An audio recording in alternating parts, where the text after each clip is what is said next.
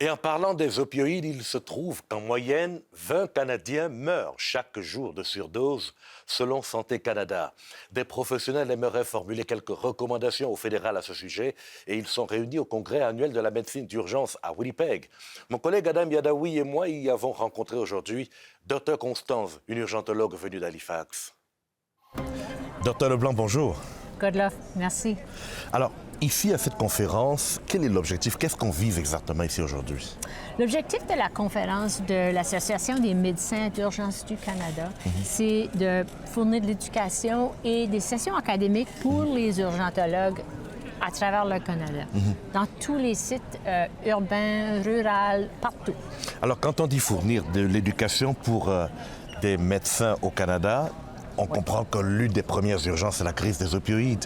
Est-ce qu'il y a un début de solution? Est-ce que vous y pensez depuis hier? On a beaucoup d'éducation dans cette conférence au sujet des opioïdes, c'est certain, et on a des solutions aussi. Il y a le Narcan, c'est vraiment pas ce qui va nous sauver.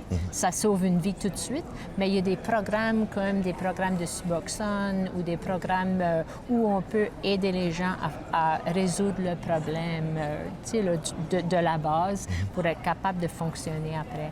Donc, on a beaucoup d'éducation dans ces quand vous dites, régions, avec ce focus-là. Oui.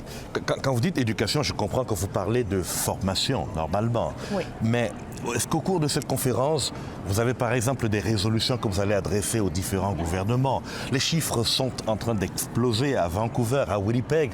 On a eu une journée où il y a eu 60 signalements, plus de 60 signalements sur la crise des opioïdes. Oui, c'est énorme. Et on a formé un comité, justement, dans l'Association des médecins d'urgence du Canada, sur les opioïdes pour fournir des plans des approches et des plans de traitement pour les gens qui sont vraiment, ils ont ce défi-là.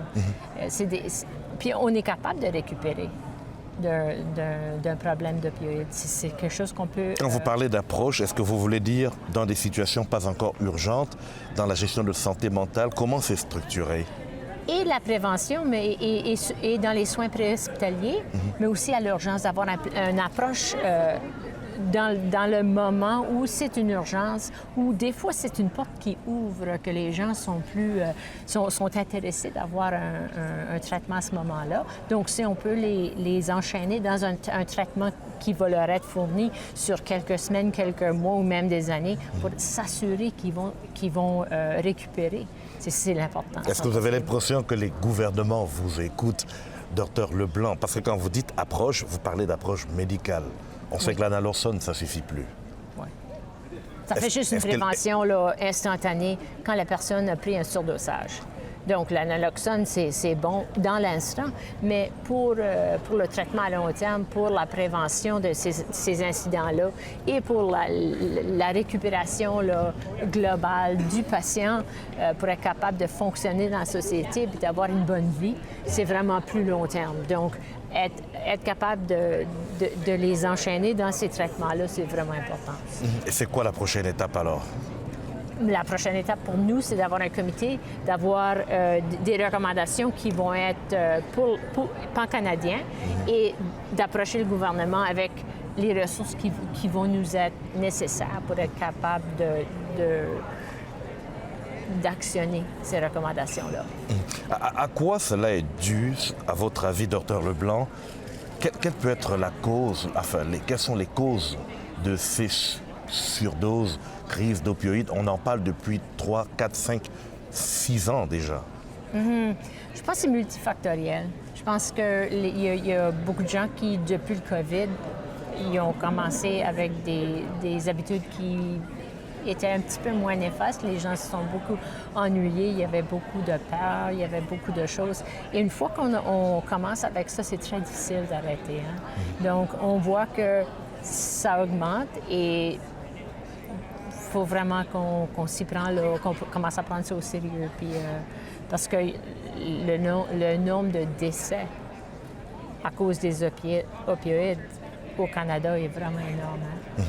Est-ce qu'il y a d'autres organisations ou d'autres, puisque vous parlez de problèmes multifactoriels, multifactoriels, est-ce qu'il y a d'autres départements ministériels que vous voulez associer à la recherche des solutions? Est-ce qu'il y a d'autres organismes qui vous accompagnent? Ça va dépendre. NINA, l'Association nationale des infirmières, oui. Et je pense que ça va dépendre des recommandations.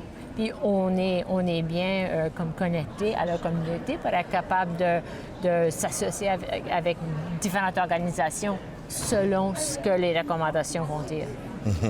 Et quand vous dites selon ce que les recommandations, prenons une seule recommandation. Quelle est la première? Par où on commence?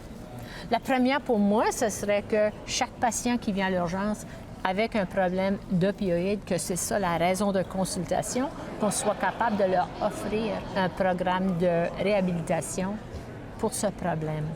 Actuellement, on n'est pas vraiment branché comme ça. Donc, pour moi, ça serait une recommandation qui est super, super importante. C'est trop triste d'avoir quelqu'un qui vient avec un problème énorme, qui a créé une urgence de santé pour eux et pour qui on n'a pas de ressources. Ça pose un problème de médecin, ça pose un problème de naloxone, ça pose un problème de pharmacie, ça pose un problème d'assistance sociale. Un problème de patient. Docteur Leblanc, merci. Merci. Et bonne conférence. Oui, merci beaucoup.